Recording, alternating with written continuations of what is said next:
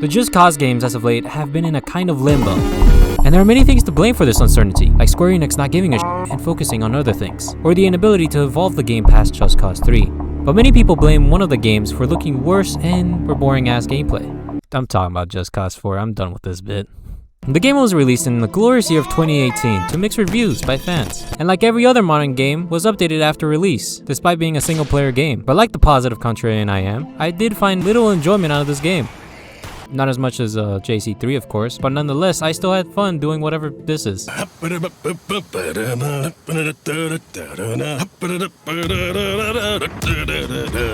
I decided to download it and revisit it to see if it's truly what brought down the Just Cause series.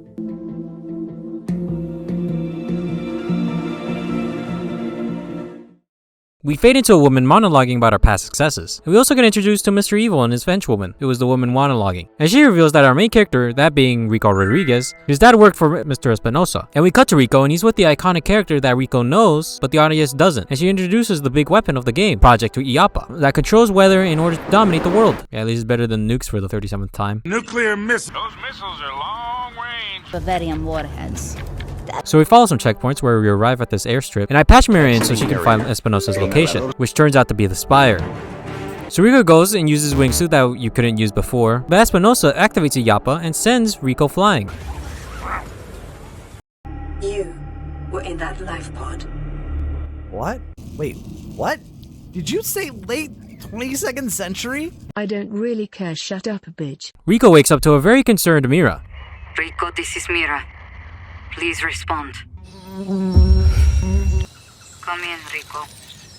Please respond. She sends us to a town that's built on a bridge, and we have to get there with no grapple. Ew, man, what is this, Just Cause 1? So we knock on her door, and she opens, but she is quite ticked off because Rico messed up the destruction of the towers. And Rico's basically like, I'm sorry, it won't happen again. A helicopter lands, and Gabriella steps out and tells everyone to give up Mira. But this guy chuckles, you won't do shit. So she orders her men to grab him and asks him where Mira is. And is about to be killed, but she comes out to give herself up. And when she's about to enter the chopper, she calls her cousin, and that her father would disapprove of what she's doing. But while they're talking, Rico gets snuck up on, and yeah, what was that guy expecting? And all hell breaks loose, and Rico destroys the chopper badassly, and Gabriella retreats. And Rico talks with Mira, and she talks about how they need a rebellion in order to take down Iapa. But Rico says that they need more guns. And Luis, who is immediately renamed to Sargento, says that there's a meme factory and that we should take it over. And on the way over there, we're introduced to the most enthusiastic person ever. Hola, I'm the hacker. Hi. After we take over the factory, the rebels have the quickest arm up I have ever seen, and we discover what the name of the army We is. became soldiers after what you did in the slums. Create more chaos. More recruits will come. A whole army of chaos. Say that again? After the mission ends, we see one new gameplay mechanic, with that being the front lines, where the Black Hand and rebels eternally fight until you fill up the chaos meter and push back.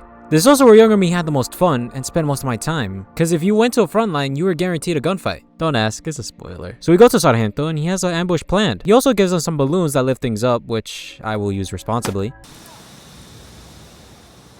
So we hop on the back and get chased by Black Hand until we make it to this supply stash, where we hold off enemies and we take over the place. Sargento then contacts us and tells us about a guy named Javi who is looking to take down Despacito.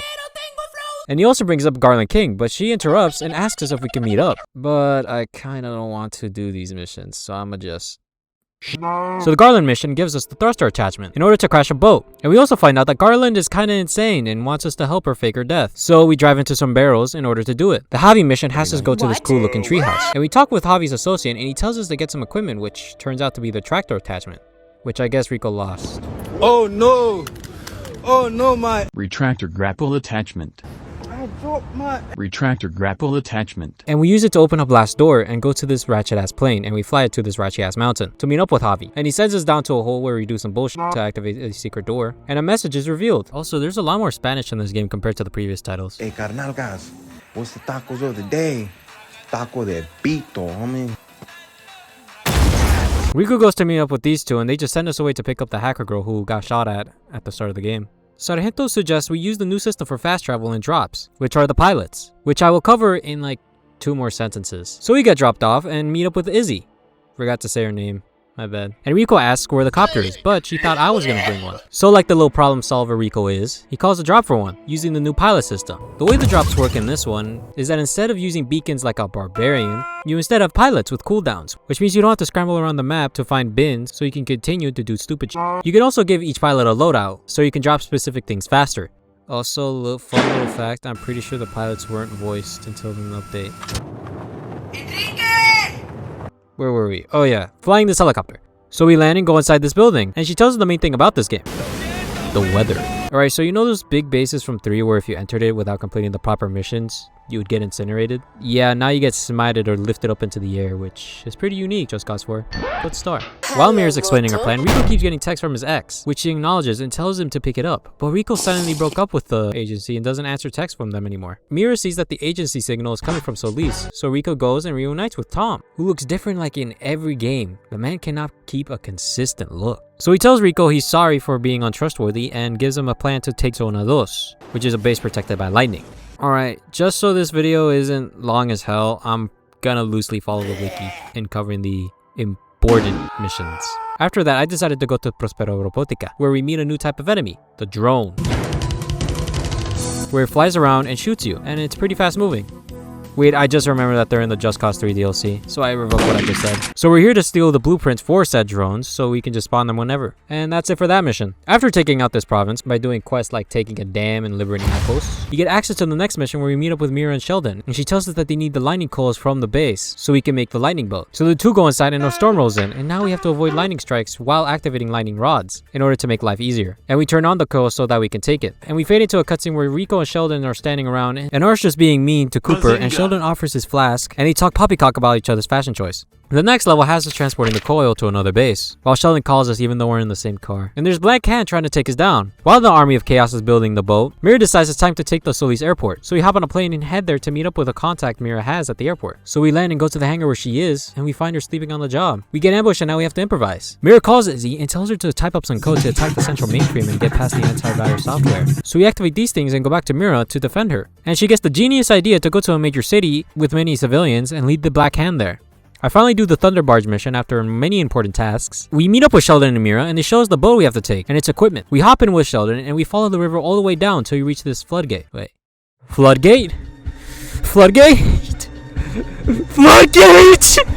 Floodgate! We reach Zona 2 and we see the BOS, the ball of steel. And we have to deactivate the rod surrounding it. And then Rico takes out the supports and drops the ball, and we go back to the boat where Sheldon wants to show us something. And he drives the boat away. We fade to Rico and Sheldon arriving at this place, and Sheldon activates an elevator to an agency outpost, which they both get on and they get down to this area where Sheldon hacks into a terminal and finds a video of Rico's father not wanting to work on the big bad project. And Espinosa is like, "Oh no! We get to go away scot-free!"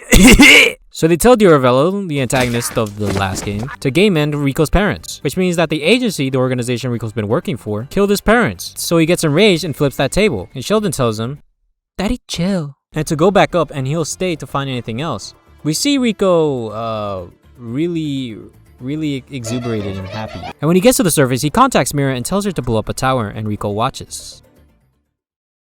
It's side mission time again. Oh yeah, these two, they're not terribly important to the story, but their missions are still pretty entertaining. Like Garland making us steal a car from a firing squad of Black Hand and telling us the plot of her movie. You like what you see? You like that?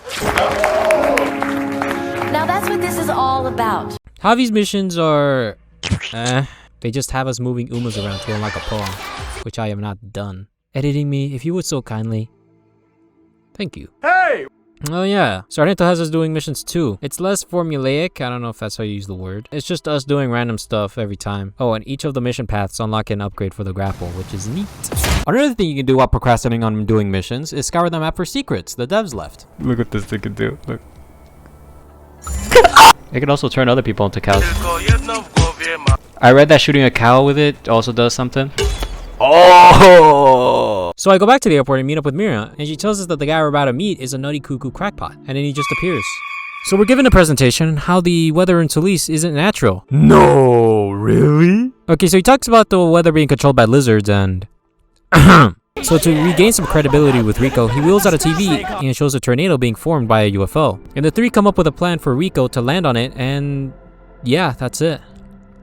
For now. And after taking over Zona 3, just like that, not even a big mission, we find Mira. She tells Rico the materials to make a storm-chasing vehicle have been acquired and are being transported, and adds how the UFO action makes a tornado. And Caesar does this thing where he appears and wants to fly the helicopter. So we escort him by destroying SAM sites and bring him to a base where we see that the car is being worked on, and Caesar's adding tinfoil in order to prevent the deep state reptilians from accessing his Reddit account. But Rico suggests that such things are preposterous and to add a music player so they can listen to.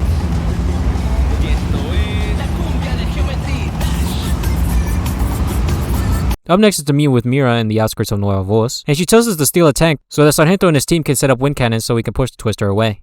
I'm sorry, I wasn't paying attention to the mission, okay? We hold out Black Cannon until Sargento is done, and this is a pretty straightforward mission. I just want to talk about the specific outpost mission, Mina Vendaval. And why, you may not be asking?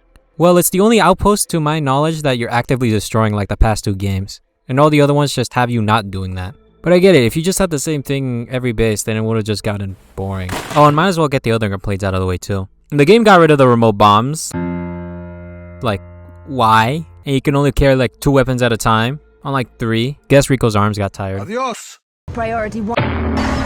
We get in position, and while Mira is talking with us, the unidentified flying object flies over and forms a tornado. And while that is happening, invisible Black Hand kill AOC that were protecting the wind cannons at the mine. So we as Rico have to get to the mine and destroy the wind cannons since they changed the direction. Once we're done, we go out to meet Caesar in the Storm Chaser, and we chase the storm as it tears through everything, which is pretty cool. But the Hand are redirecting away from the city, which isn't good for us. The Black Hand are redirecting the tornado.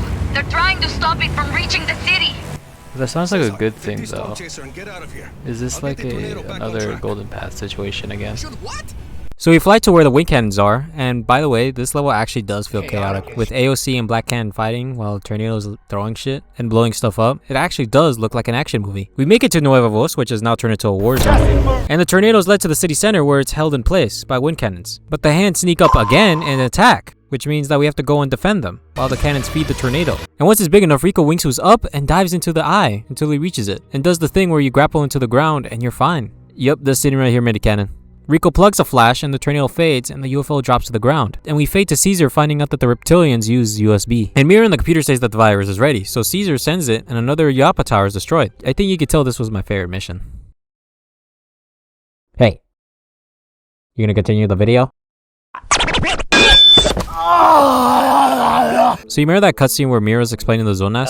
I forgot to mention that she thinks her uncle is still alive in a prison. The same prison that I'm going to right now. We arrive at a small outpost that has an elevator, so we have to take all 3 posts in order to activate the elevator, and we go down to a big prison where you take out guards and we find Mira's uncle, whose name is Lanza, for the sake of not having to say Mira's uncle again. And we find Mira's uncle and we find I said it good there. I said it good there, and I messed up. Holy dude, I hit myself. Holy I hate you! So Lanza steps on and asks about our business here, and once Rico clarifies, he tries grabbing his gaming PC. But Rick assures that the AOC have laptops capable of running Bake a Cake back for seconds at 30 FPS 480p. We escort Lanza to an elevator, and we escape.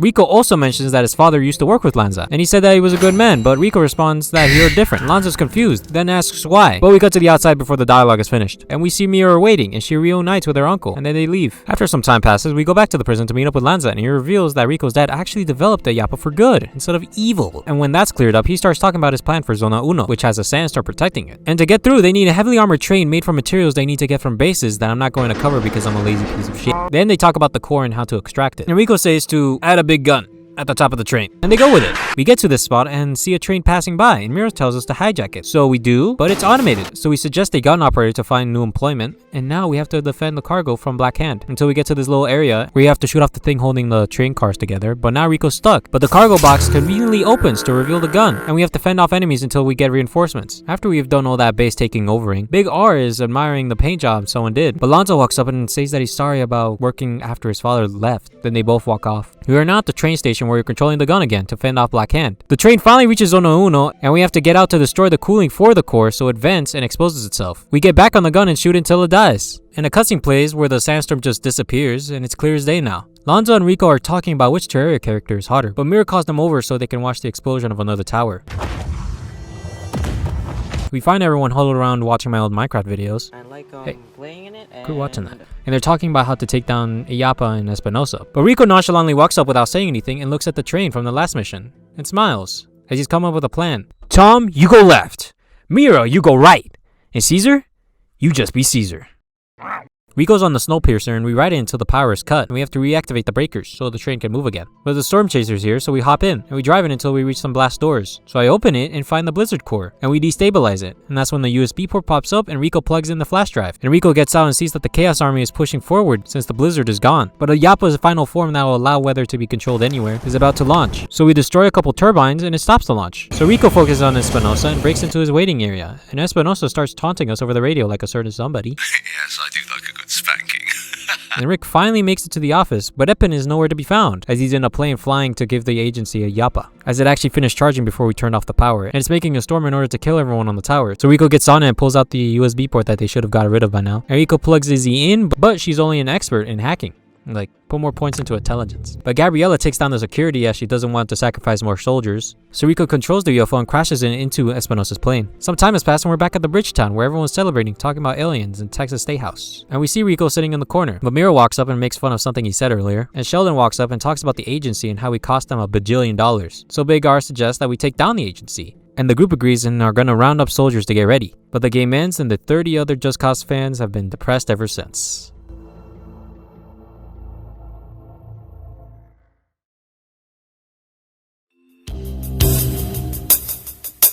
Hello everybody, thank y'all for watching to the end of the video again.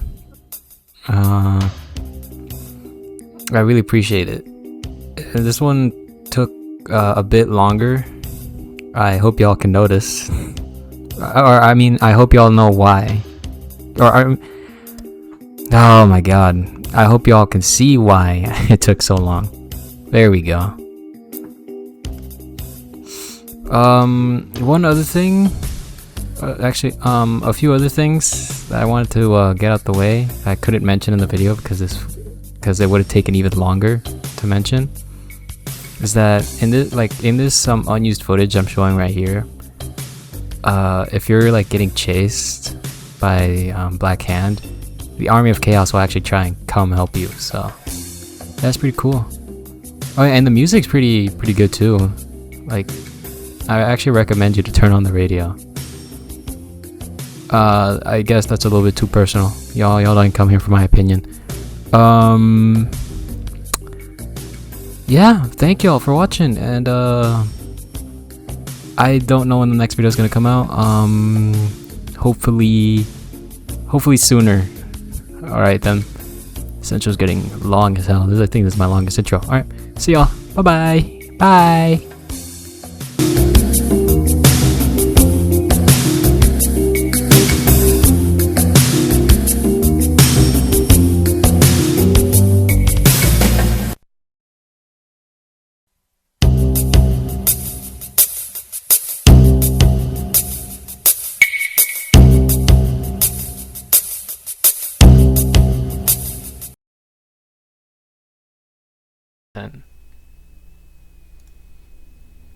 Oh damn, he still posts?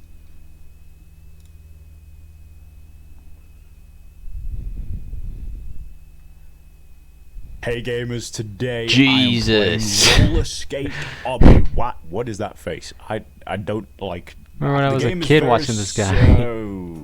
Okay, I don't enjoy this at all. God okay. damn. It's very simple.